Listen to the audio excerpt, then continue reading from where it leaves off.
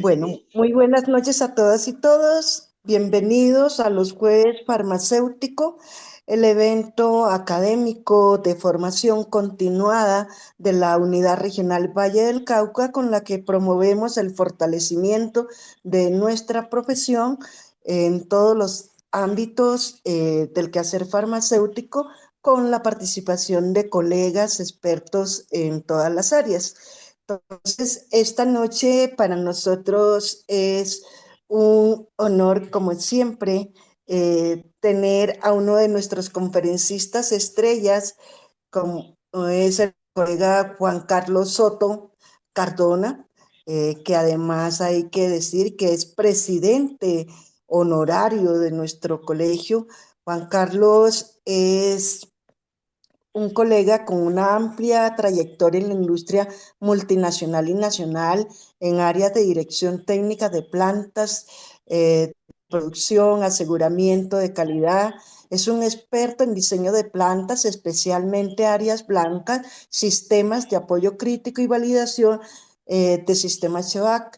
Es consultor internacional en BPM y procesos de certificación. Además, es docente universitario, es presidente nacional del Colegio Nacional de Químicos Farmacéuticos de Colombia, es presidente de nuestra unidad regional Valle del Cauca, también es exsecretario de la Federación Farmacéutica Suramericana y director de la seccional industrial de la Federación Panamericana de Farmacia. Además es presidente honorario del Colegio Nacional de Químicos Farmacéuticos de Colombia y esta noche nos va a compartir parte de su experticia y conocimiento en lo que tiene que ver con el diseño de instalaciones y ambientes farmacéuticos desde la óptica del farmacéutico, del químico farmacéutico, toda vez que la semana pasada en nuestra sesión de Jueves Farmacéutico tuvimos la visión desde la arquitectura, con la participación de una conferencista en esta misma línea del eje temático. Entonces, apreciados colegas, les agradecemos mantener cerrados sus micrófonos. Ya saben que las preguntas las pueden escribir en el chat o al finalizar pueden levantar la manito para hacer uso de la palabra. De verdad esperamos que este jueves farmacéutico sea de mucha utilidad para todos y bienvenidos todas y todos. Y Juan Carlos, por favor, bienvenido y muchísimas gracias por seguir, como siempre, apoyando este trabajo de nuestra unidad regional Valle del Cauca. Adelante. Gracias, Gas. Primera pregunta obligatoria. ¿Me escuchas bien, cierto? Sí, señor. Gracias. Bueno, bienvenidos todos. Buenas noches. Gracias, Yasmín, y gracias al colegio por esta oportunidad nuevamente de compartir un poco de toda esta vida en el mundo farmacéutico. Un saludo muy especial y me perdonan que lo personalice al doctor Alfonso Lemetre, también presidente honorario del colegio y puntual asistente a estas citas de los jueves farmacéuticos.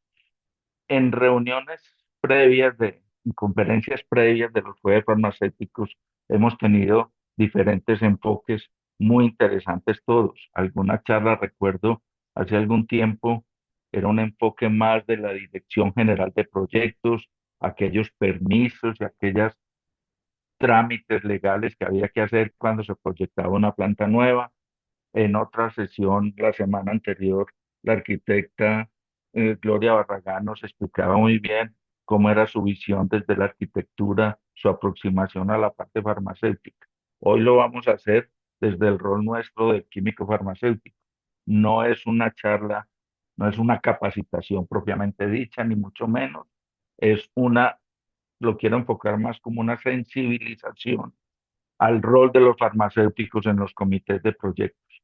Es un rol bastante importante, es un rol al que nos aproximamos todos con cierto temor, porque la universidad no nos forma como diseñadores de plantas, somos expertos en BPM, expertos en riesgo sanitario, pero el diseño de plantas es una labor mucho más marginal, mucho más eh, rara, diría yo, que de pronto a muchos pueden pasar su vida profesional sin que les toque, y a muchos nos ha tocado y ha sido un aprendizaje dentro dentro de esa práctica profesional misma. Entonces, esta es una invitación más una sensibilización para que los farmacéuticos participemos muy activamente, y voy a exponer las razones por las que debemos hacer esta mirada crítica y esta participación activa en los proyectos de diseño de plantas.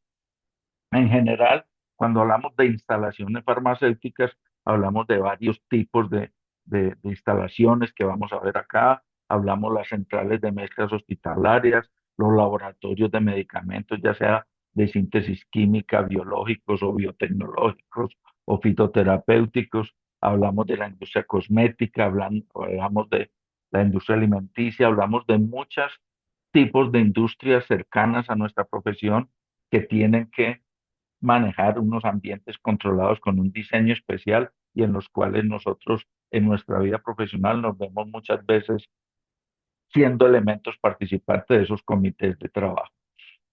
Muy brevemente, como me presentaba Yasmín, pues mi formación académica, pues estudié en tres universidades, fui docente también en tres universidades, en la parte de la química farmacéutica y de la regencia de farmacia, y en otros cursos. Una experiencia laboral muy amplia.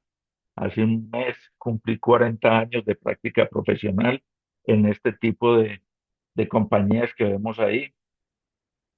Aquí ya las organizo más en orden de esa experiencia profesional: cuatro laboratorios nacionales, cuatro multinacionales, tres emprendimientos vallecaucanos que, aunque aparecen en inglés, son vallecaucanos.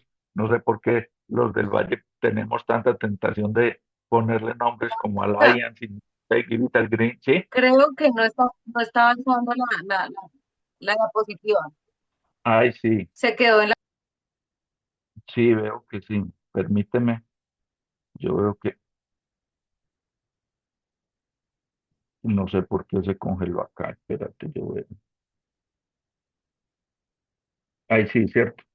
Ahí sí empezó a pasar. Sí, señor.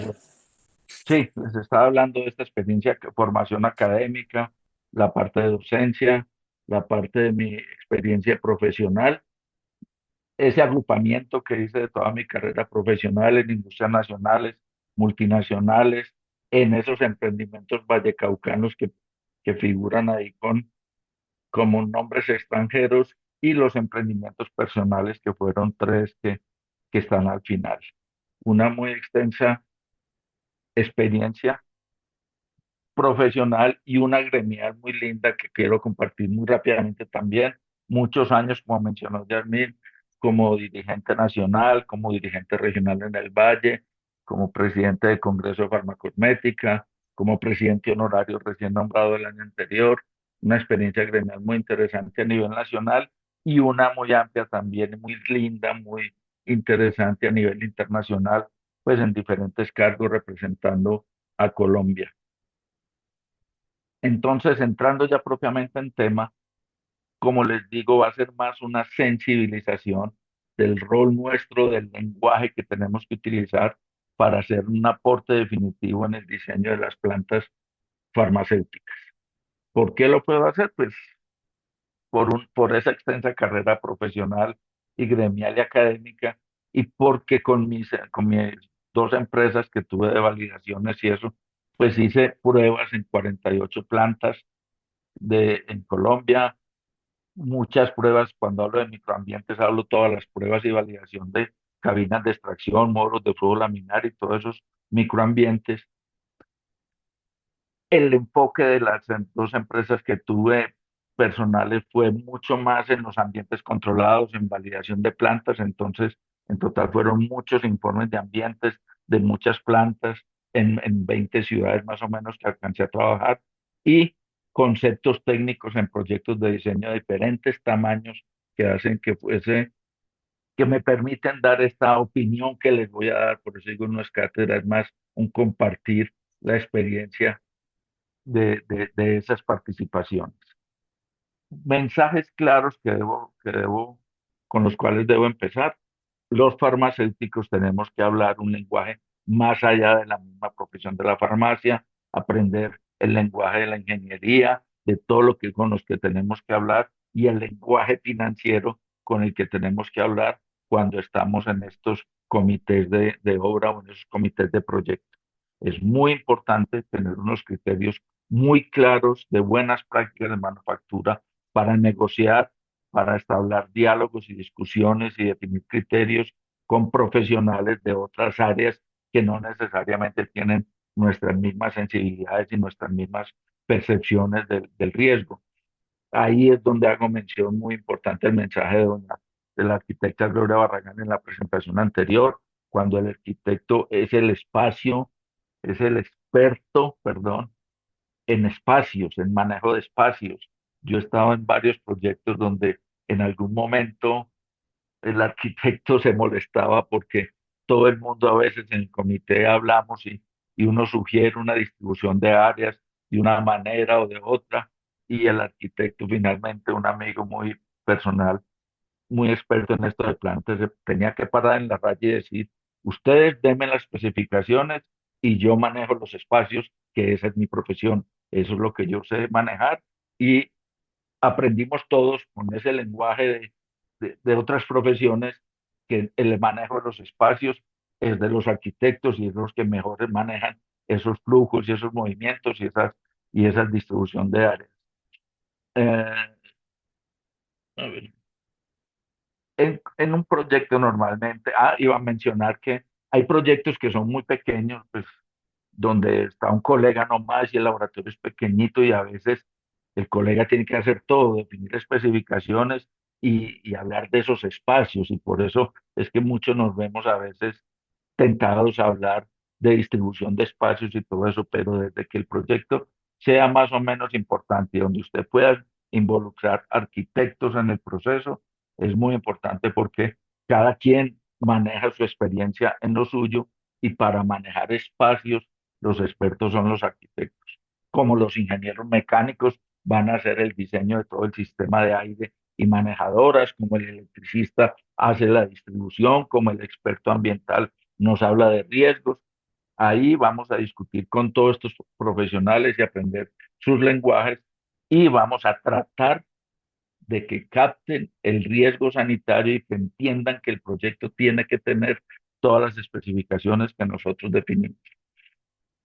Este mensaje, par de mensajes para resaltar la importancia de trabajar con las diferentes profesiones, en los diferentes lenguajes que manejamos en cada una de ellas y con cada una de nuestras fortalezas. Ningún farmacéutico solo podrá sacar adelante un proyecto de gran magnitud si no tiene en cuenta todas esas opiniones y todos esos conceptos y todos esos criterios. Vamos entonces a entrar en directamente en la parte, perdón, del aprendizaje de esos lenguajes y de esos criterios. Empezaríamos diciendo que los ambientes controlados están en mucho tipo de industrias. Ahí pongo cuatro ejemplos: medicamentos de síntesis química, cosméticos, hospitalario, una planta de biológicos, una planta de biotecnológicos, una planta de alimentos, una planta de fitoterapéuticos, una central de mezclas. Todos son ambientes controlados con unas especificaciones en algunos casos muy claramente definidas, en otros casos muy generales y sujetas a interpretación de los diseñadores, pero todos manejan ambientes que hay que tener muy controlados para tener seguridad en los productos. Entonces, nosotros vamos a recibir en ese comité la participación de muchos profesionales y usted es el que tiene que tener mucha claridad que usted es el responsable de lo que quede finalmente en la planta. Me voy a adelantar un poco a la diapositiva final, donde siempre doy un mensaje que es, cuando todo el proyecto termina, todos estos profesionales regresan a sus empresas, a sus cosas. El único que queda al frente de la planta es usted para recibir las visitas de certificación. Usted es el que tiene que defender el proyecto. El ingeniero mecánico no va a venir a ayudarle a decir por qué definió una manejadora de tal o cuales características, o por qué los espacios son de esta manera, o por qué los flujos son de esta manera.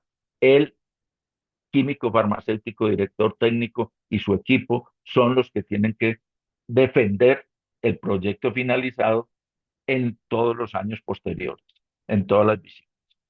Y entrando a hablar un poco de los ambientes controlados, yo diría que los medicamentos de síntesis química son los más, diría, los más fáciles de conceptualizar. Nosotros básicamente en los medicamentos manejamos dos ambientes, estériles y no estériles. Así de sencillo. En otro tipo de industrias, cuando estamos, al- algunos de ustedes vieron en mi experiencia, yo dirigí un laboratorio de cannabis, producción de cannabis como medicamento para Alemania. Lo certifiqué con la autoridad alemana en visita presencial en Colombia por, por primera vez en ese momento. Una planta de medicamentos de cannabis, de flor de cannabis. Entonces, ahí hay un área que es todo el cultivo, toda la parte que es agropecuaria, la certificación de buenas prácticas de agricultura, que obviamente son de ingenieros agrónomos. Nosotros acompañamos porque generalmente manejamos los sistemas de calidad y nuestros inspectores de calidad hacen visitas a planta, miran el cultivo, revisan las, las características de la planta, porque uno está familiarizado con esa definición de especificaciones y eso, pero ahí hay una responsabilidad muy grande de los ingenieros agrónomos. Pero hay una segunda parte, a partir del momento en que se corta la flor, que se corta la planta, que ya viene a ser directamente responsabilidad nuestra, que es el lado derecho, el laboratorio de producción del medicamento propio, que es la flor del cannabis, que en Europa está aprobado como medicamento hace varios años, en Colombia se acaba apenas de aprobar, entonces tiene que tener unas instalaciones con todas las características de un medicamento fitoterapéutico nacional convencional. Otra área que es bien diferente son aquellos de ustedes que son expertos en cosméticos. Ay, se me quedó, perdón. Aquí estaba la imagen. Sí, Estoy trabajando con varias pantallas y no me di cuenta que el cursor estaba en la que no era. En esta pantalla les muestro las cuatro tipos de industrias iniciales que hablamos. Aquí de síntesis química, de hospitalaria, de todo. En esta diapositiva hablábamos de biotecnología, de fito, centrales de mezclas. Entonces, les decía de manera general que en síntesis química manejamos dos tipos de ambientes, estériles y no estériles. En cannabis manejamos dos, digamos, dos subdivisiones del proceso industrial del medicamento de cannabis, que es la parte agropecuaria, el crecimiento, y cuando cortamos la planta entra a la parte derecha, que es la producción de medicamentos propiamente dicha. En cosméticos es un poco más compleja, está menos regularizado, pero manejamos generalmente 14 tipos de cosméticos diferentes, unos con unos, los que vemos a la izquierda, cosméticos para los ojos, cosméticos para niños, que son con requerimientos casi idénticos a un medicamento, y los de la derecha, que es un riesgo mucho menor, donde usted puede flexibilizar mucho. Entonces vamos a ver más adelante cómo sería una sugerencia para manejar estos ambientes en cosméticos. Hospitalarios también tiene otra serie de áreas también complejas y también diferentes. En un área de pacientes con VIH, usted tiene que tener una contención del ambiente para que ese aire con posibilidad de virus no salga al entorno, pero en un área de quemados es todo lo contrario. Usted no puede permitir que nada del entorno entre al área de quemados porque pues unas personas con una posibilidad de contaminación muy alta, entonces cada una de estas zonas tiene unos manejos especiales de aires también similares algunos a farma, incluso las áreas de quirófano y eso tienen ambientes parecidos a los que nosotros desarrollamos en los medicamentos estériles. Entonces, como ven, centrales de mezcla son también un caso muy especial, son un mini laboratorio en unas instalaciones hospitalarias normalmente, entonces tienen que tener todas las condiciones del laboratorio en el que fue fabricado el medicamento que va a modificar su dosis o hacer una preparación. Ahí vemos a manera de ejemplo tres plantas del Valle del Cauca, la derecha en Palmira, la superior en Cali y la de la izquierda inferior en Popayán, ejemplos de diseño de centrales de mezclas que vamos a ver también esos mensajes generales sobre ese tipo de diseños. Este slide pues obviamente es muy, solo quiero que miremos dos cosas porque no vamos a entrar en detalle.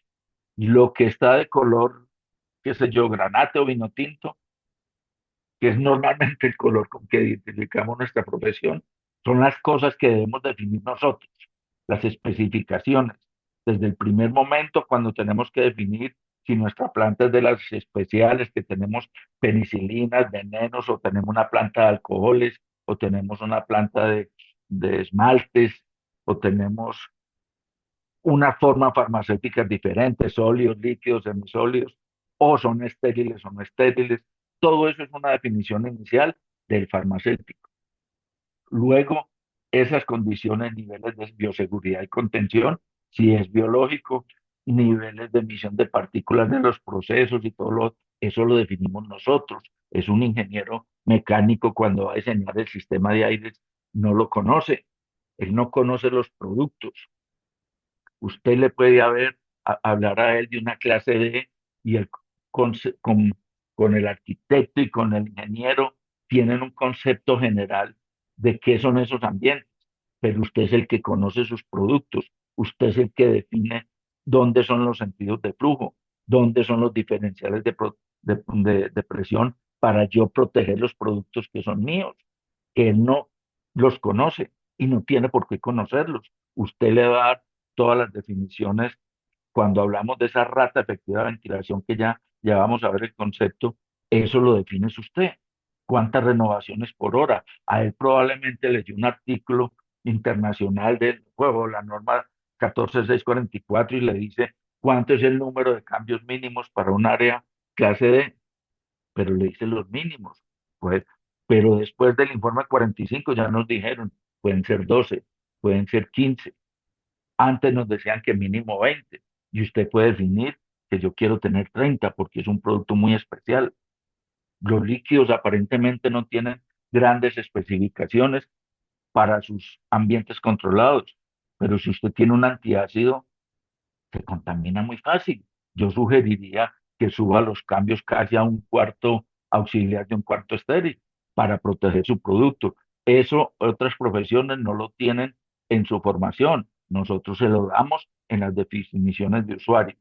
La parte verde es la que define ya la ingeniería, qué tipos de manejadoras de aire vamos a utilizar, cuáles son los niveles de filtración para la clasificación que nosotros le damos, qué difusores, por dónde van a ir los ductos, todo eso lo define él. Y cuando ya armamos el proyecto con las especificaciones que nosotros dijimos y con los cálculos y el dimensionamiento que él hace de la obra, nosotros hacemos la revisión y aprobación final para ver que cumpla las especificaciones de usuario.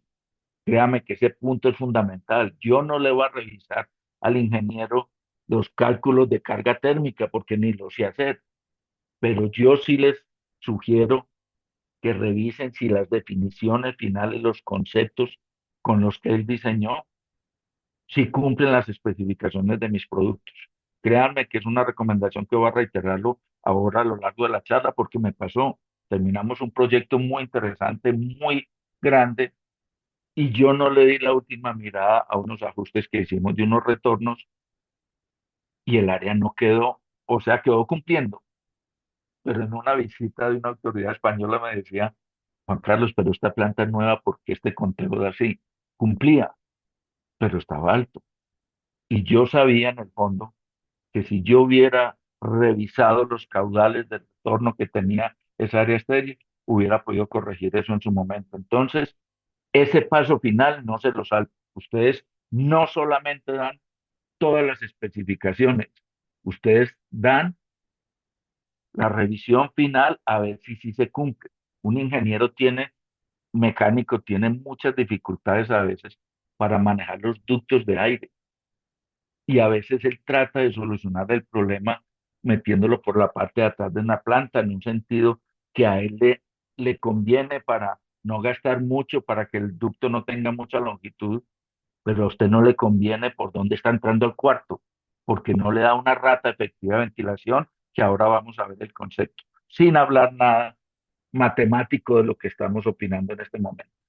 Aquí va a enseñar una serie de diapositivas, que era un ejercicio que hacía yo con mis alumnos pues de último semestre de química farmacéutica, donde les hacía unas simulaciones y les ponía un tamaño de lote, una forma de un lote industrial irregular, para que no nos acostumbráramos. Muchas veces en la vida real los lotes no son estrictamente rectangulares para hacer un diseño. Entonces, uno de esos ejemplos lo tomé acá para decir todas las definiciones que debemos hacer nosotros. Entonces, en esta planta yo les decía, tal y tales productos tenemos ahí, hágame el diseño del flujo de personal.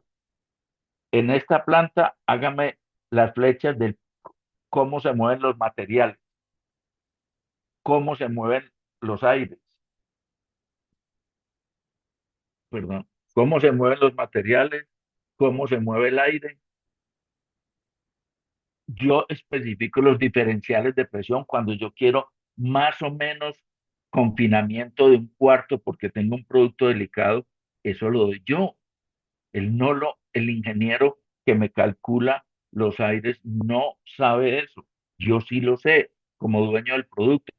Entonces yo le especifico estos diferenciales donde quiero que sean los mínimos normales de la norma o especiales por la naturaleza de mi producto. ¿Cuáles tipos de áreas requiero yo? ¿Cuáles cuartos son A? ¿Cuáles necesito un entorno B? ¿Cuáles un entorno C? ¿Cuáles ambientes clase D? Que ya los vamos a mirar en un momentico. Cambios de aire por hora, yo lo defino. Y esta es la parte, yo creo que central del diseño de aire, donde yo les voy a insistir mucho a ustedes. Traten de que sean altos. Eso nos da seguridad para la contaminación microbiológica, para el conteo de partículas, para todo. Sé que el gerente financiero del proyecto, sé que el ingeniero que va a calcular los aires, sabe que entre más cambios pida yo, es un costo mayor del proyecto. Ahí es donde ustedes tienen que tener la habilidad para tratar de conseguir una mejor condición ese día, el día en que se discutió eso, que no después luchar ustedes 5 o 10 años porque unos recuentos de partículas le dan altos, porque una contaminación bacteriana me da alta. Es parte desde acá. Si yo logro que me den unos buenos cambios de aire por hora en cada cuarto, eso mejora la microbiología, reduce los riesgos de contaminación cruzada y mejora muchas cosas.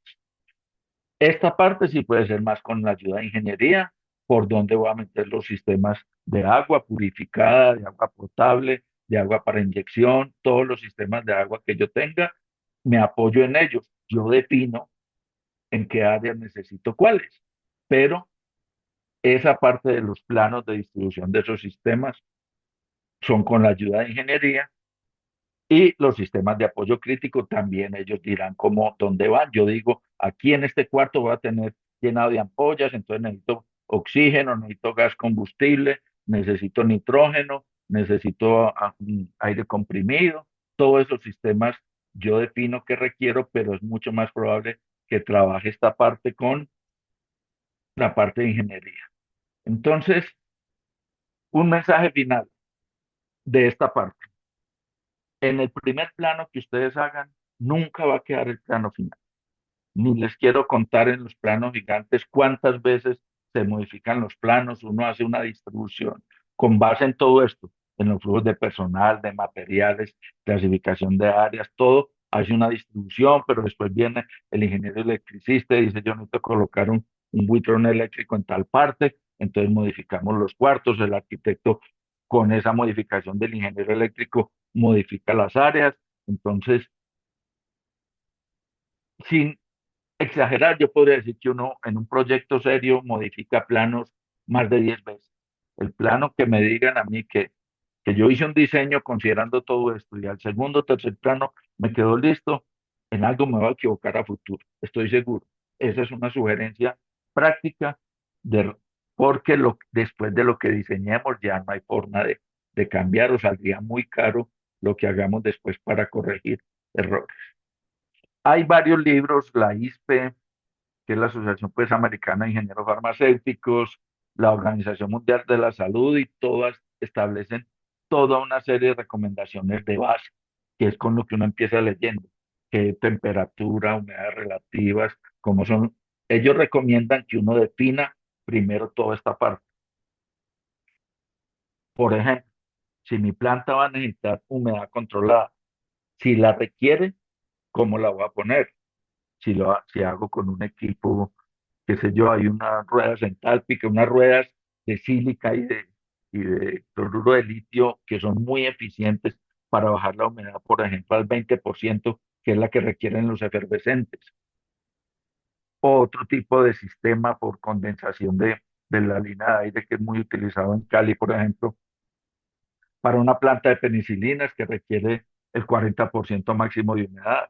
Entonces, uno tiene que trabajar con definir muy claramente si necesita humedad controlada.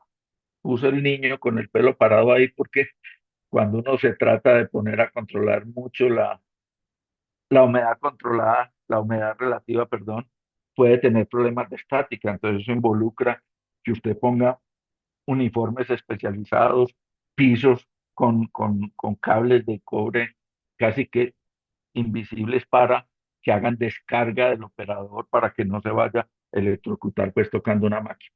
Pero eso es toda la parte de humedad controlada cuando haya que controlar. Recuerden que la humedad uno necesita controlarla en dos situaciones. Cuando afecta la estabilidad del producto, en el caso de los dos que están ahí, penicilinas y efervescentes, o cuando usted va a llenar productos en polvo de gran volumen. Si usted tiene así sea una leche o un suplemento dietario o cualquier producto en polvo de 500 gramos o de 1 kilo, que son grandes volúmenes de polvo, usted necesita tener una humedad muy baja. No porque la estabilidad del producto se afecte, como en el caso de penicilinas efervescentes, sino porque las máquinas empieza a adherirse el polvo en las paredes y le da una variación de peso muy alta. Entonces, por maquinabilidad, usted necesita controlar humedad en esos casos. ¿Qué otros criterios tiene que definir también? Si es proceso abierto o cerrado. No sé si todos estén familiarizados con esto de los procesos cerrados. Tal vez los que están en el ambiente hospitalario conocen esas unidades cerradas donde reemplazamos las cabinas de flujo, los módulos de flujo laminar y las cabinas de seguridad biológica, donde todo el proceso está confinado. En una de mis experiencias, cuando estaba en Warner, yo visité Puerto Rico, que era la planta de sólidos, y era planta abierta, normal, como las que tenemos en el país, pero el colega que manejaba líquidos visitó la planta de Francia y era proceso cerrado. O sea, todo lo que fabricaban era confinado en unos equipos que permitían que usted llegara con ropa de calle hasta al lado de la máquina, que los ladrillos se fuesen a la vista en las paredes. Y eso parece raro en una planta farma, pero como todo el proceso es cerrado y confinado, es seguro y usted no necesita esas consideraciones de ambiente. Es mucho más fácil de controlar, pero como ustedes supondrán, me imagino, la inversión inicial es mucho más alta. En nuestro medio es muy común los procesos abiertos donde tenemos mezcladores y todo, y nosotros conseguimos condiciones especiales a todo el cuarto. Cuando son procesos cerrados, la condición especial es solo en esas áreas donde está el producto expuesto. Entonces es mucho más fácil de controlar, pero como les decía, es mucho más costoso. Lo mismo que hay que tener en cuenta las condiciones exteriores. Si ustedes están en el centro de una ciudad, no es lo mismo que una planta en los exteriores. A mí me ha tocado en esos procesos de validación validar una planta en el centro de una ciudad y que el recuento de partículas en un área que tenía una filtración no muy exigente cumpliera la validación a las 8 de la mañana, pero ya a las 2 de la tarde se disparaban los conteos. Por todo el flujo de la ciudad, la contaminación superaba la capacidad de los filtros. Entonces, no es lo mismo diseñar una planta con esas condiciones en el centro de una ciudad a en una parte rural donde probablemente los filtros trabajen mucho más suave y mucho más eficientemente. El tipo de producto, bueno, todas estas consideraciones están en los reportes de la Organización Mundial de la Salud, de la OMS, pues, y en general de la ISO y de todos los que definen condiciones para las plantas. Nosotros como farmacéuticos nos concentramos en las tres primeras áreas. En las otras no nos desentendemos, pero no es de nuestro resorte directo, nuestra responsabilidad directa. Por ejemplo, las áreas técnicas es donde los ingenieros van a colocar los equipos que se pueden colocar en exteriores. Antes eran unas áreas muy incómodas, como ustedes pueden ver ahí, eran unos cielos falsos. Yo hice unas pruebas de integridad en esos ductos que ven ahí y es complejísimo. Hoy en día ya la gente hace los pisos técnicos en terrazas, en sitios abiertos, donde el acceso a las manejadoras de aire, a las mediciones, a las validaciones, a las reparaciones es mucho más fácil. Entonces, ojalá ustedes puedan, dentro del proyecto, convencer este tipo de diseño para facilitar validaciones, para facilitar en general el control de toda una planta de producción. Toda el área de control de calidad también la definimos nosotros. Hay un área físico-química con un manejo de un instrumental ajeno a las vibraciones y a muchas cosas.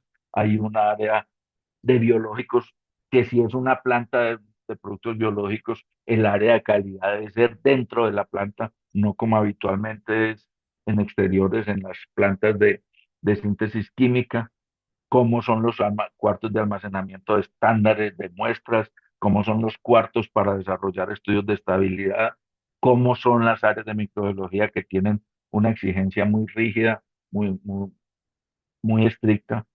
Esta área sí que es especial. Dispensación es un área de altísimo riesgo porque es una zona que es frontera entre la planta, que es una planta blanca, y la bodega, que es una zona negra.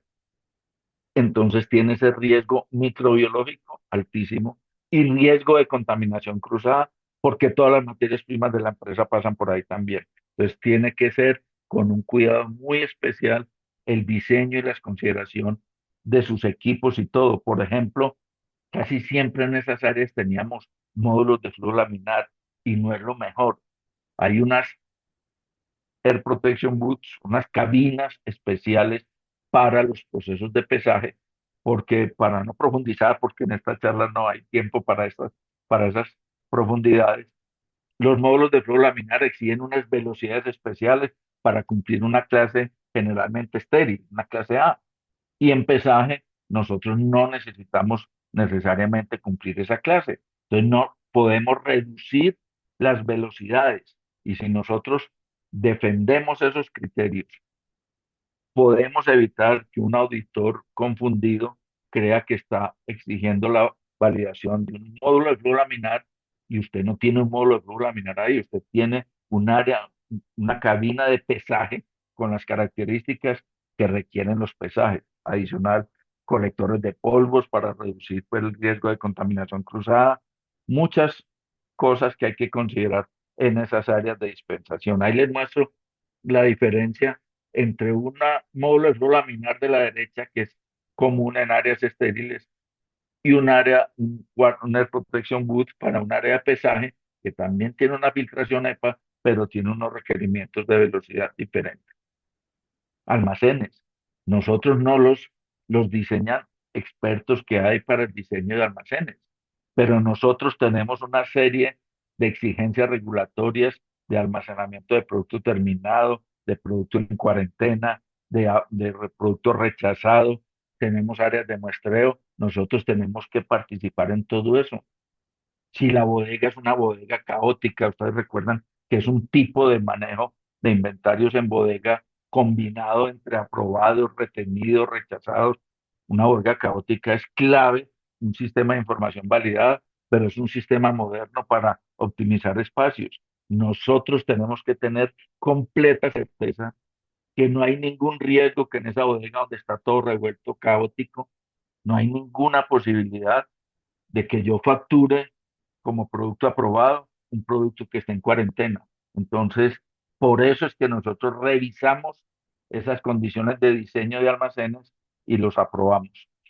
Pisos técnicos, las áreas de arriba, muchas veces son del ingeniero, nosotros solo revisamos, pero no que no nos digan que van a poner unas unidades fuertes, con fuerte vibración, encima de un laboratorio de análisis donde yo tengo equipos muy sensibles. Entonces, en ese sentido es la revisión, porque para evitar posibles complicaciones futuras por el manejo que tenemos nosotros de nuestros procesos. Esta es la imagen pues, de una área técnica. En estas áreas generales tenemos poco, ahí el arquitecto juega con todo eso, con esa regulación, cuántos baños tiene que haber mínimo por persona, cómo es la seguridad física, oficinas, el cumplimiento urbanístico, toda esa parte no es ya propiamente del enfoque del farmacéutico del proceso. Los aportes esenciales vienen en esta parte, procesos productivos, los procesos, los sistemas de apoyo internos, que son los que nosotros revisamos y aprobamos. Aquí vino un trabajo compartido con los arquitectos en el diseño de estos acabados, cuando son mortero epóxico, cuando son pintura epóxica, cuando hay unos revestimientos de granito y eso que se permiten. Ellos conocen mucho más materiales modernos que se están utilizando. Yo les cuento que cuando yo empecé a trabajar en área estéril, usábamos los vinilos en los pisos, desaparecieron con el tiempo porque había un riesgo de contaminación en la parte inferior, pues entre el vinilo y la losa del laboratorio, y hoy han regresado con mucha fuerza, pisos vinílicos para áreas estériles. Ellos están muy enterados de esos procesos, de esos materiales y de eso, y nosotros debemos revisar con ellos cuáles son adecuados para cuáles áreas. Hay una generalización en general en las epóxicas. ¿Cuándo puedo usar yo pintura epóxica en un piso y cuándo necesito utilizar mortero epóxico? Si la carga que yo traslado por esos pasillos es carga pesada, no ponga pintura, ponga mortero epóxico que está hecho para reducir, para soportar trabajo pesado. Si es un laboratorio, por ejemplo, de calidad, donde es muy probable que no haya ese trabajo pesado, usted puede manejar pintura epóxica normal. Y como les digo, hay muchos materiales que en las charlas donde hay arquitectos y donde hay ingenieros aparecen materiales que han conocido y que se pueden aplicar, pero estos son los que presento los más convencionales, digamos así. Aquí les presento la diferencia. Ahí ven el mortero epóxico, que es ese hecho para trabajar en, con peso pesado, y la pintura, que es más áreas donde el trabajo es más liviano. Hay muchas generalidades que en otras charlas y en otras capacitaciones más intensas, donde se dispone de mucho más tiempo, uno puede ampliar muchos más los conceptos, como es la recomendación de no tener cielos falsos, aunque muchas veces no los tiene, pero si usted los tiene, ¿cómo los puede tener? No recomiendan nada de la literatura usar panel yeso, pero todo el mundo en Colombia utiliza panel yeso. Ustedes saben que tiene una facilidad para modificación de áreas, uno tumba unas paredes de panel yeso y hace unas áreas nuevas y todo, pero la literatura, lo que yo hablo de ISPE y en general la literatura de ingeniería farmacéutica no lo recomienda, preferiblemente trabajar con aluminio, con vidrio, que tiene mucho auge recientemente. En general, no voy a ponerme a mencionar cada una de las recomendaciones porque es muy complejo. Aquí sí resalto lo de las puertas slide door, esas que son deslizables, no se recomiendan en ninguna planta farma. La posibilidad de acumulación de, de contaminantes en esos rieles es altísima y va a ser muy difícil convencer a un auditor porque usted tuvo que poner ese tipo de puertas. Las puertas de vaivén, que a mí me encantan para áreas estériles porque usted la puede empujar con el codo. Los ingenieros industriales no la recomiendan porque hay riesgo de que del otro lado alguien se accidente cuando usted la empuja. Bueno, hay unas recomendaciones generales que ustedes van a ver, que yo la tengo en mi laboratorio, dirán algunos de ustedes y eso. Sí, estas recomendaciones que yo explico son de carácter general y usted en su caso puntual sabrá cómo lo defiende en una auditoría, cómo justifica el uso de ese tipo de dispositivos si tiene que utilizarlos. El sistema de agua, obviamente, esta es una conferencia completa, incluso en varias etapas y todo, cómo es su sistema de agua, pero es parte vital del diseño que usted va a hacer de de sus instalaciones. Si usted va a hacer de ionización por electroionización o si va a utilizar resinas de intercambio, si usted va a hacer la calidad final, la va a dar por osmosis reversa, por destilación. Bueno, todos esos pasos previos hay que conceptualizarlos y definirlos muy bien. Y yo enfatizo de pronto lo siguiente: la segunda fase del sistema de agua, que es el circuito, que es donde vienen los dolores de cabeza posteriores y tienen muchas exigencias muy puntuales de velocidad de agua, de diseño de uniones, de muchas características, pues que casi se demora uno 3, 4 horas solo revisando todo lo que es los criterios para un sistema de agua y para el circuito que lo distribuye por la planta. Fundamental el trabajo todo en esa parte.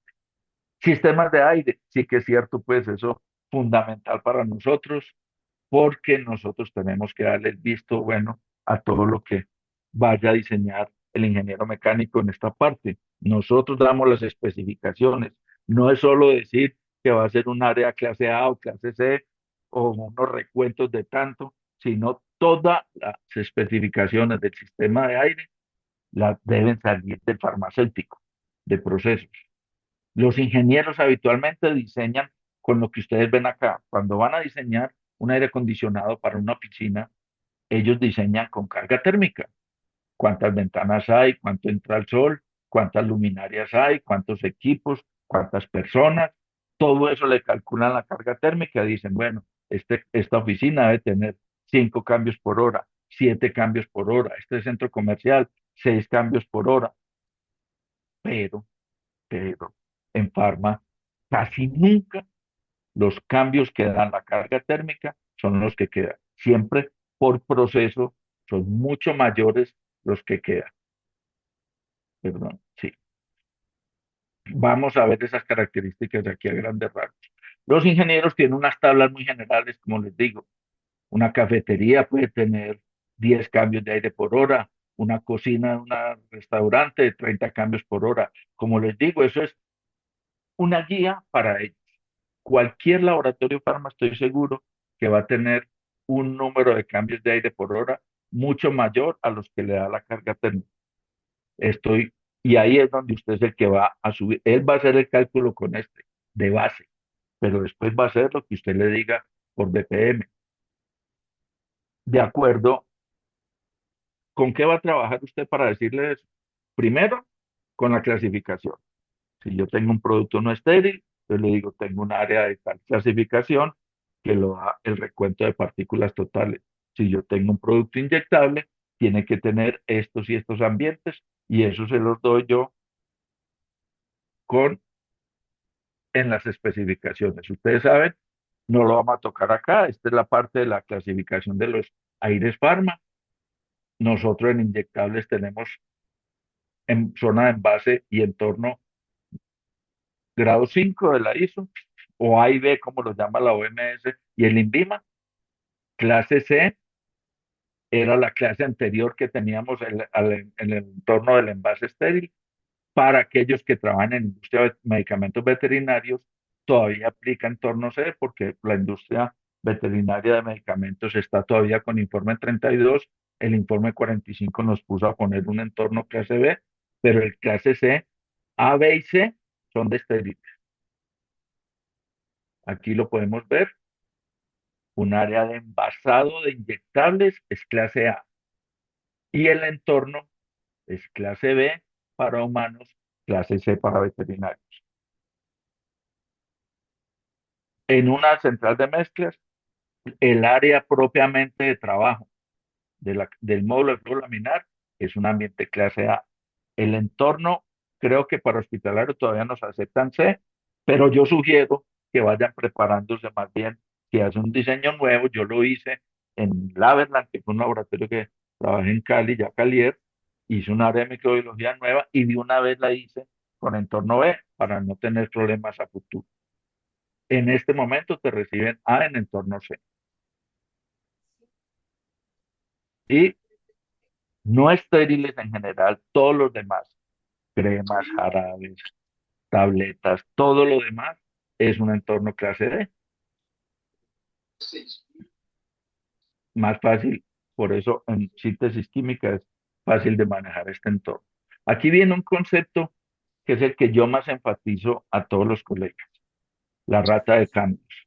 La- Antes, hace muchos años, la FDA tenía una norma muy general que decía mínimo 20 cambios de aire por hora. Eso ya cambió a partir del 2004 más o menos, se hizo la revisión y salió el informe 45, donde no hay un número fijo.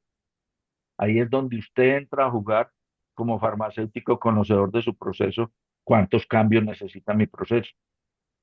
Me explico, dos áreas de orales, un área de líquidos y un área de sólidos, ambos podrían tener, como ambos son clase D, ambos podrían tener, qué sé yo, 20 cambios.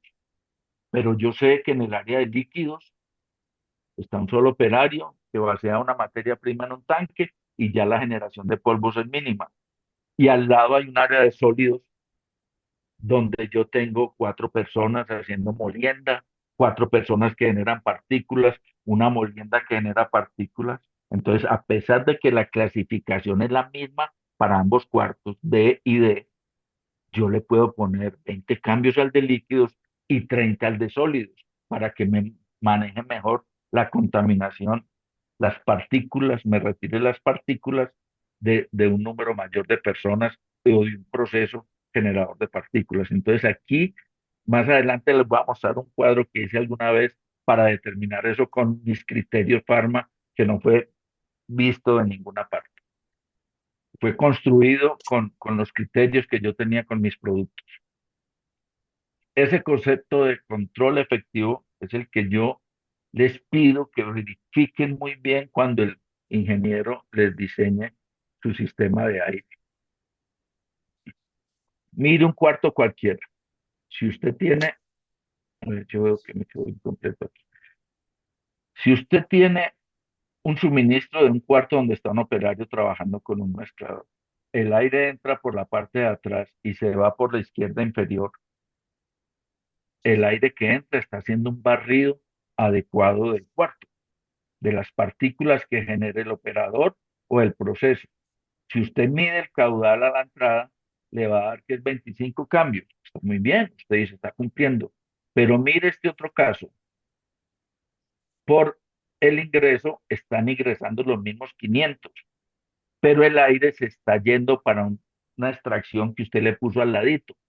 No barre el proceso, no retira las partículas que genera el operario y el proceso que le está haciendo.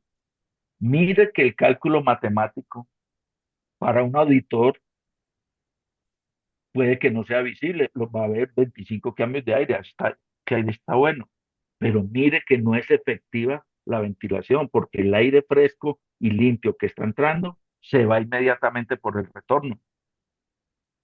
Eso, ¿quién lo va a sufrir mucho más adelante? Donde están los signos de interrogación, te van a crecer bacterias, va a crecer una microbiota ahí, te van a dar unos recuentos de partículas altos. Entonces, a esto es lo que yo llamo rata efectiva de ventilación. Entre un diseño y el otro, en este puede que el ingeniero no hubiera tenido mala intención, sino que a él le salía mejor por la pared derecha subir el ducto de retorno y le quedaba más cerquito poner ahí, pero a nosotros no nos conviene. A esa es la revisión que yo les digo que ustedes deben hacer del diseño. Ese fue uno de los errores que yo cometí en esa experiencia que les cuento. No vi dónde me puso el retorno y no había un buen barrido en el cuarto.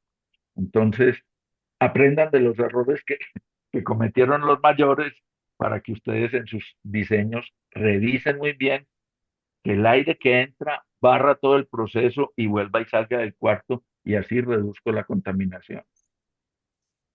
Los sentidos de flujo, los diferenciales de presión, es para evitar la contaminación cruzada. Entonces, ustedes saben que hay un concepto de áreas negativas. A mí no me gusta mucho esa palabra porque es confusa cuando hablamos de áreas positivas o negativas, pero hay algunos, esto se lo tiene que decir usted aunque ellos, al ingeniero, aunque ellos tienen una idea muy general, que aquí ya la voy a mostrar enseguida. Enseguida le muestro la idea. Vamos, ¿cómo calcula un ingeniero que un cuarto sea positivo o negativo hacia el pasillo? El aire en un cuarto no se crea ni se destruye. El aire que entra a un cuarto tiene que salir. Si yo entro aire limpio a la manejadora 500 CFM y por el retorno salen 300, los otros 200 se tienen que ir por la puerta.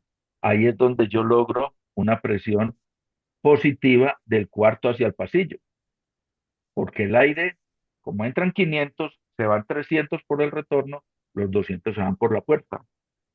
Cuando un ingeniero sabe de áreas blancas, estos caudales que se pierden por las puertas, los calculan.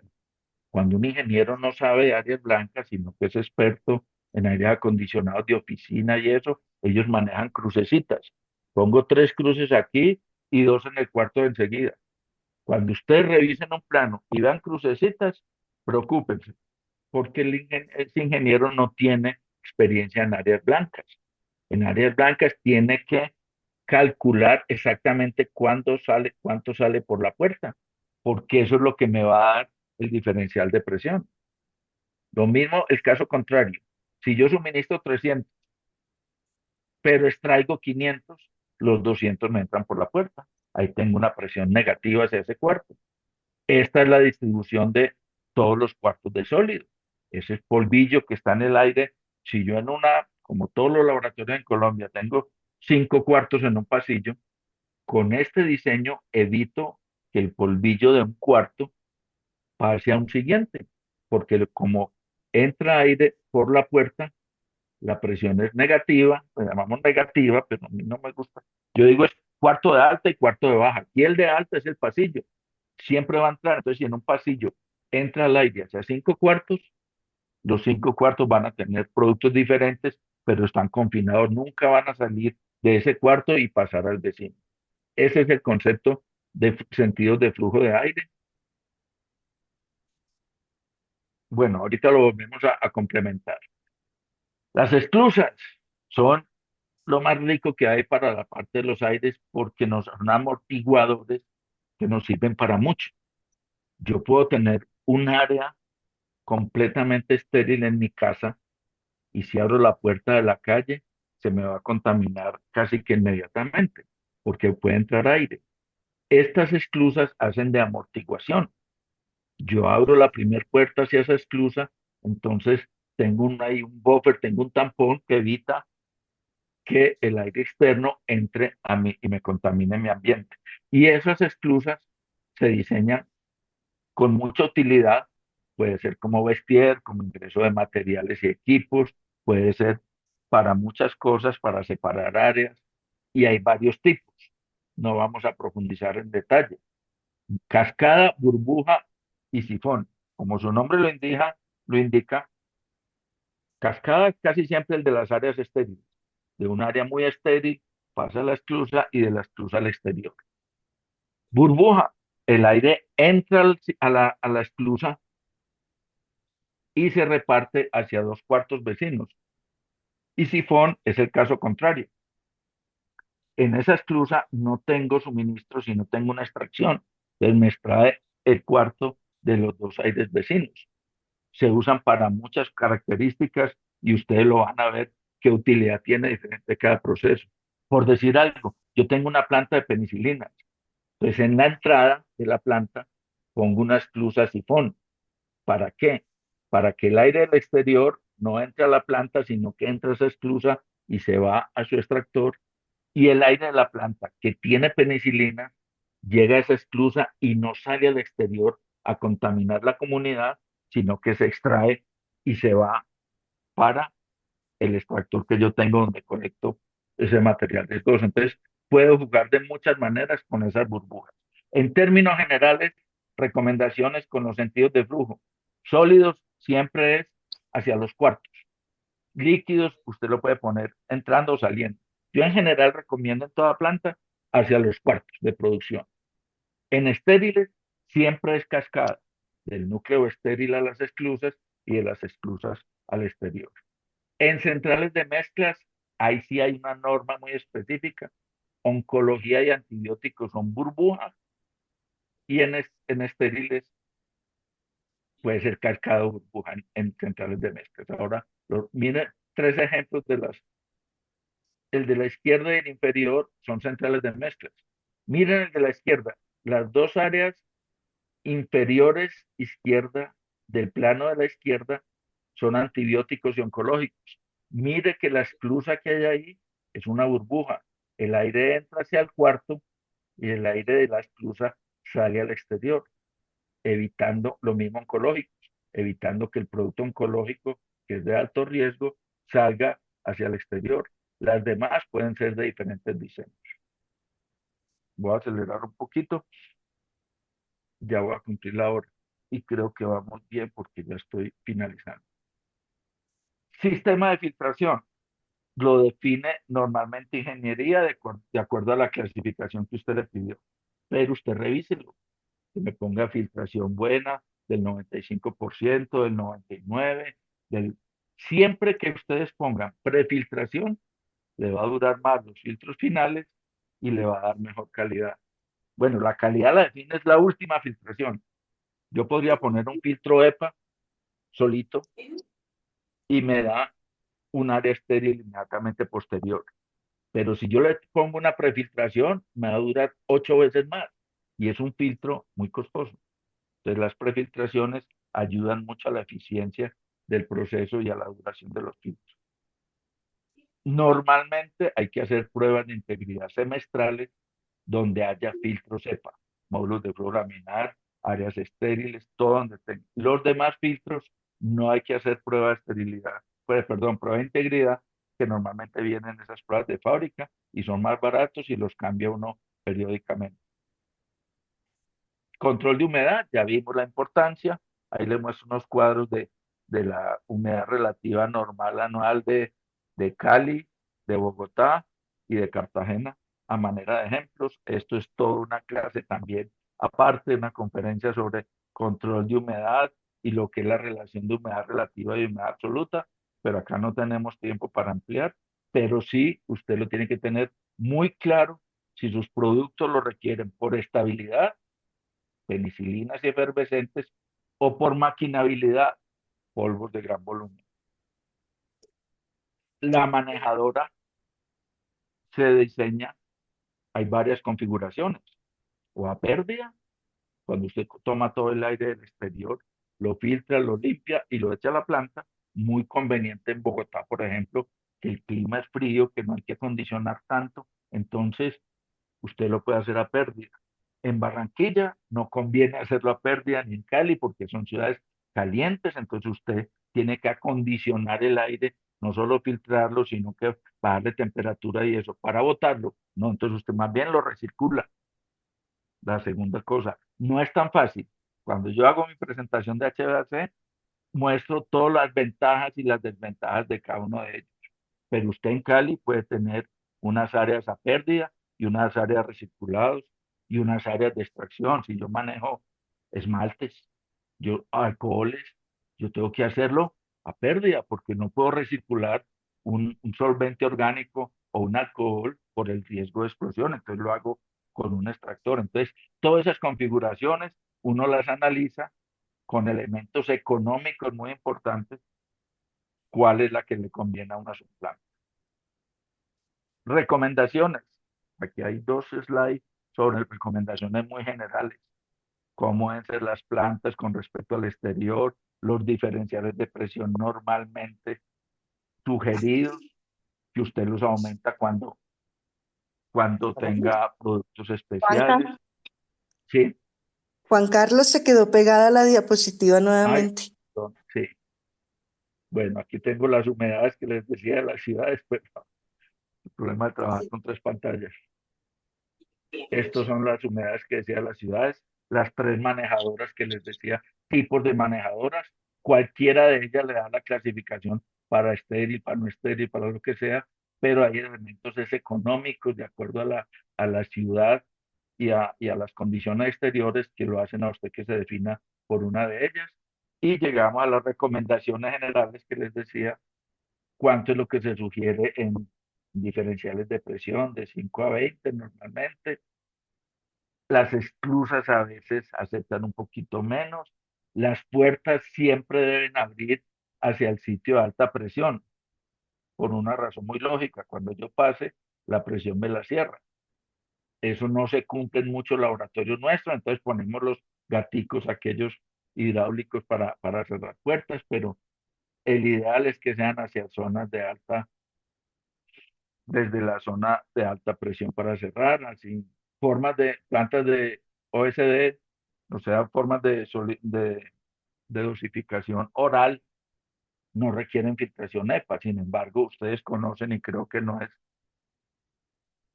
malo comentarlo. Por ejemplo, Tecnoquímicas tiene filtración EPA en todas las áreas, así sean EPA, así sean orales.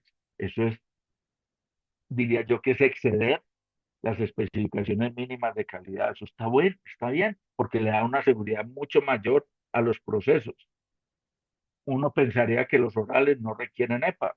Si usted los quiere poner, si usted tiene un área de antiácidos, se lo recomiendo. Y usted ya que conoce los productos, le dice al ingeniero, no, no me pongas ese filtro ahí, poneme una filtración menor, que ese producto se contamina muy fácil. Listo, él lo tiene que aceptar a pesar de que sus conocimientos le digan que esa área lo puede atender con un filtro del 95%. No, usted le dice, yo quiero EPA en ese cuarto, porque yo conozco mis productos, lo que voy a hacer ahí. Bueno, esos criterios todos de planta farma, esto es una cosa que va a pasar muy rápido. Fue algo que hice yo en un proyecto de planta muy grande, donde yo quise tabular todos esos conceptos que yo les he dado acá para que no fueran tan subjetivos. Entonces, yo hacía unas tablas donde ponía un valor para cuántas personas estaban en el cuarto. Por ejemplo, un uno para, para un cuarto que tuviera una o dos personas. Y le ponía un 3 para donde eran cuatro. Los cambios que requería de acuerdo al producto. Trato de explicarme es, yo tratar de hacer numérico todos los conceptos que les he dado aquí, si hay, si necesita colector de polvo, si necesita humedad relativa o no, si la temperatura puede ser un rango amplio o un rango estrecho. Traté de ponderar todo eso, dar unos valores para poder definirle claramente al ingeniero, mire, en esa área necesito tantos cambios. Finalmente, con todas esas calificaciones, llegué a esta tablita donde decía para cada área, de acuerdo al factor que me hubiera dado de necesidad de protección, qué tipo de cambios le ponía al área. Es, no es de ninguna parte, fue un diseño propio, digámoslo así, que hace mucho rato no lo trabajo, pero es una forma de convertir todos esos criterios que estoy compartiendo con ustedes en un valor numérico y en unas definiciones muy claras para el ingeniero que está diseñando los aires. Para cosméticos dirigí un trabajo de grado de una estudiante mía, que es un trabajo bastante bueno, Estefanía, sobre ambientes controlados para cosméticos. Ustedes recuerdan que ellos, la norma es muy ambigua.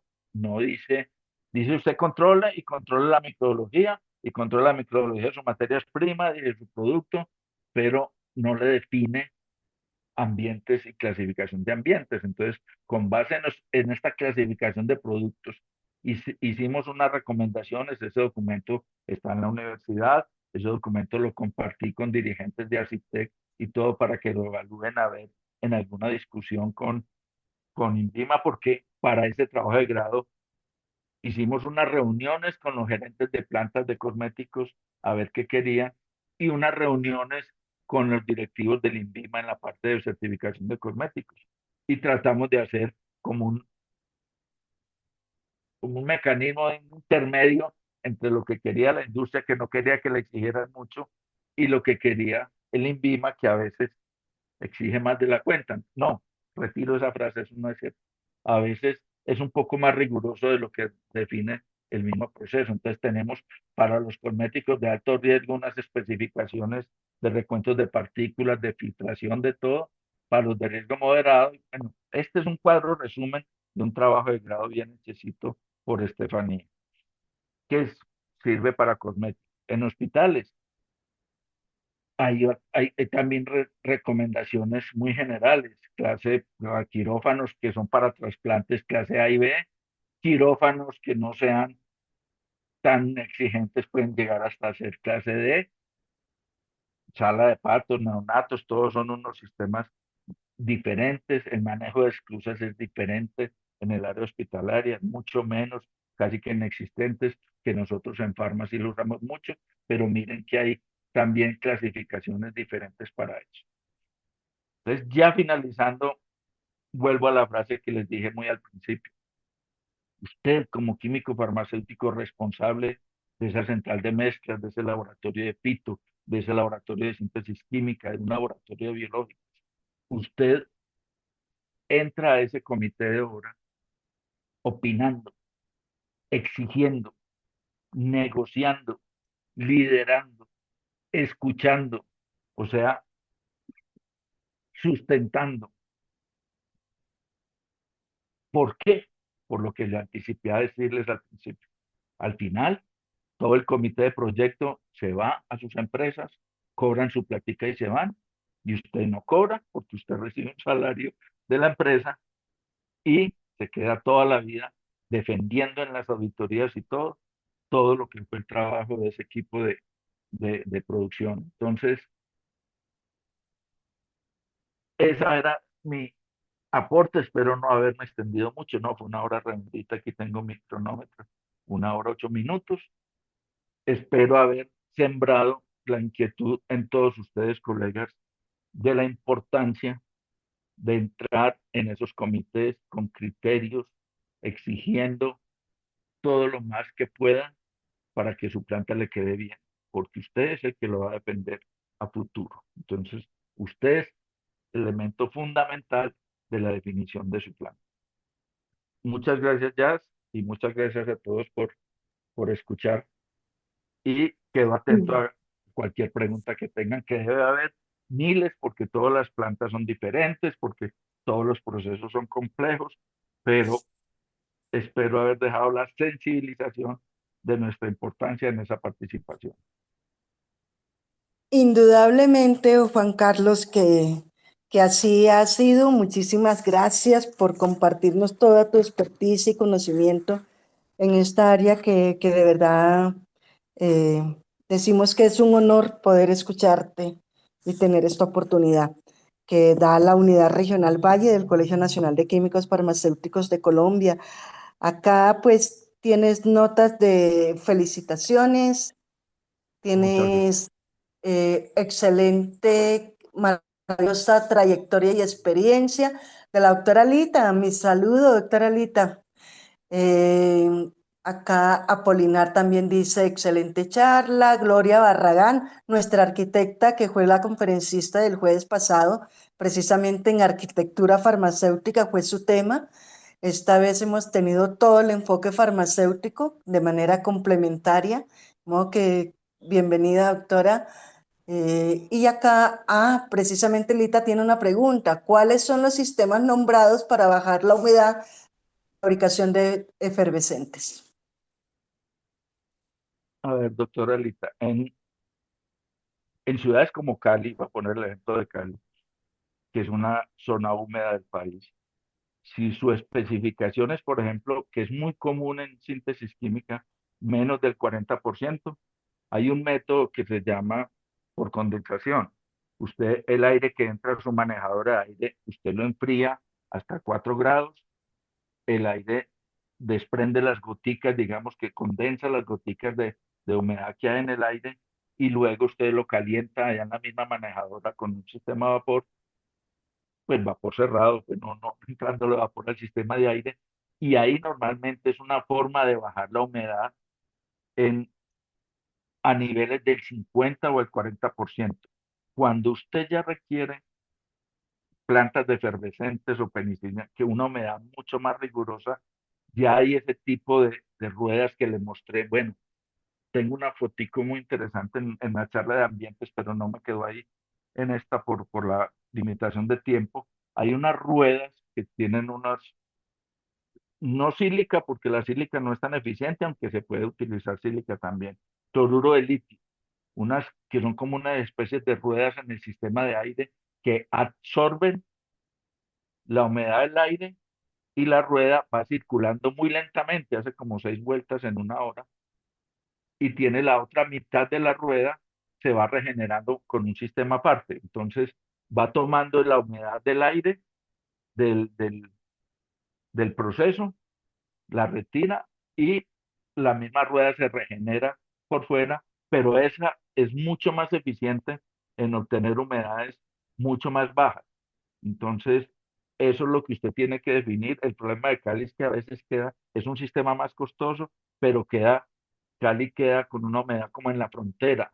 A veces ingenieros se atreven a buscar humedades del 40 o algo así, solo por condensación y ponen dos enfriamientos en el sistema de aire muy seguidos ahí arriba en el piso técnico para lograr controlar una humedad hasta el 40. Pero si ya necesita bajar más, normalmente hay que recurrir a esas ruedas que, deshumidificadoras que permiten manejar humedades del 20% o algo así, que son más rigurosas pues que las otras. Más o menos, en términos generales, son esos dos sistemas. Puede haber algunos otros más modernos que no conozca, pero habitualmente se han sido esos dos los que más se han trabajado. Muchas gracias, Juan, muy amable. Por acá te da la gratitud la doctora Alita. Jaime dice excelente. Por acá me pareció otra pregunta. Sí, rates es lo mismo, o rates es lo mismo que los recambios por minuto, pregunta Paula Espinosa. Rates. Ah, la rata. Ra- la La rata, rata efectiva, sí. Es, sí, es lo mismo que cambios de aire por hora, o sea, pero cuando hablamos de rata efectiva, los cambios de aire por hora es un cálculo que se hace con un equipo que uno le pone al ducto de entrada del aire y le mide el caudal de aire que entra versus el volumen del cuarto. Y esa es la rata de cambios de aire por hora. Pero como les mostré en la diapositiva, usted puede tener una rata efectiva si ese aire que está entrando, esos 500 que están entrando, o la cantidad cualquiera que usted diseña ahí, lo que está entrando barre el proceso y se va por el otro lado del cuarto. Ahí es rata efectiva o cambios efectivos. Entonces, uno es el cálculo matemático que son los cambios de aire por hora. Caudal de entrada por 60 minutos dividido el volumen del área le da el número de cambios de aire por hora. Pero si son efectivos o no, es donde ubique usted el suministro y el retorno. Matemáticamente no va a variar nada, pero si usted lo coloca bien, dónde está el suministro y el retorno, va a ser una efectiva limpieza. Esos 20, esos 25 cambios de aire que usted le dé a ese cuarto van a ser efectivos para controlar la contaminación o van a ser un dolor de cabeza si usted no hace que sea el diseño acorde a lo que usted necesita. No sé si le quedó clara la explicación complementaria. seguramente Juan Carlos por acá te saluda el doctor Alcide. También enviamos saludos a nuestros colegas ubicados en el departamento del Guainía, el colega Ricardo Miera Costa. Un saludo por acá, Gracias. pues Un saludo muy grande también felicitaciones. a Alcides y a Polinar también, viejos conocidos. Y por acá te saluda Fabio Martín, Camilo. Bueno, todos acá dándote las gracias y bueno, acá pregunta Ludi. Gracias por la charla, interesante. En su experiencia en plantas de Latinoamérica, ¿aún siguen lineamientos informe 32 o ya están con informe 37-45 como INVIMA? En medicamentos de uso humano, ya las regulaciones en nuestra región, todas se han ajustado al informe 37 y al 45, pues 37 para orales y 45 para inyectables en medicamentos humanos. Yo fui director técnico como les contaba, del Averland también, entonces tuvimos muchas reuniones con el ICA y en la industria veterinaria todavía, en la reunión de la Cámara Centroamericana y Latinoamericana de Empresas Farmacéuticas Veterinarias, todavía no se decidieron cambiar del informe 32. Siguen todavía ahí por prudencia, no sé, no tienen un ente regulado. Bueno, a nivel mundial, la OIE, que es la Organización Mundial de la Salud Animal, o la Organización Internacional de Episodios, como se llamaba antes, ya tiene informes, si mal no estoy, el 12 y el 15, donde ya exigen lo mismo que el 45. Pero tuvimos en un grupo de trabajo muy interesante 4 laboratorios colombianos productores de biológicos con el ICA y se decidió no acoger todavía esa normativa que es muy exigente. ¿Cómo explicara yo, por ejemplo, en clostridiales para humanos? Es mucho más fácil hacer una distribución de cuartos y manejarlos todos como una misma vacuna. En cambio, en veterinarios habría que hacer casi que un sistema aparte para cada uno de esos clostridiales. Entonces, los laboratorios veterinarios de biológicos en Colombia son pocos y era casi que desestimular su crecimiento y su consolidación si se pone una normativa demasiado moderna. Entonces, resumiéndote, en humanos, y ya estamos en Latinoamérica en todos, ya con informe 45, el informe 37, pero en veterinarios todavía estamos todos los países latinoamericanos en informe 32. Ok, Juanca. No sé si alguien quiere levantar la manita y hacer un último comentario sobre la charla o pregunta, si corresponde. ¿Tienen alguna inquietud en particular?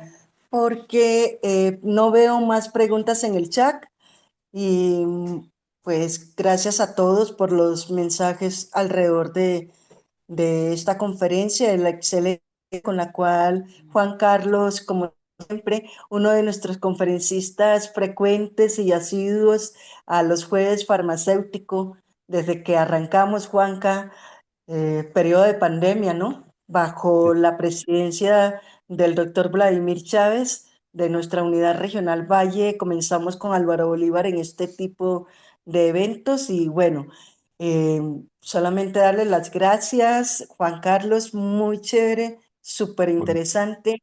Gracias a los que se conectaron el día de hoy. Recuerden que las grabaciones de los jueves farmacéuticos se suben al canal de YouTube en la regional. Si ustedes se suscriben, activan la campanita, les llega la notificación cuando se suba la grabación y la podrán ver, repasar las veces que consideren pertinente. Entonces, pues no siendo más, porque no veo manos levantadas tampoco, ni más preguntas, eh, y pues decirle felicitaciones a todos los farmacéuticos de Colombia y de Latinoamérica en el Día Panamericano de la Farmacia a celebrarse el lunes 1 de diciembre y que disfruten mucho todos estos elementos. Entonces, muchas gracias a todos. Nos vemos el próximo jueves farmacéutico. gracias y feliz noche. Hasta luego.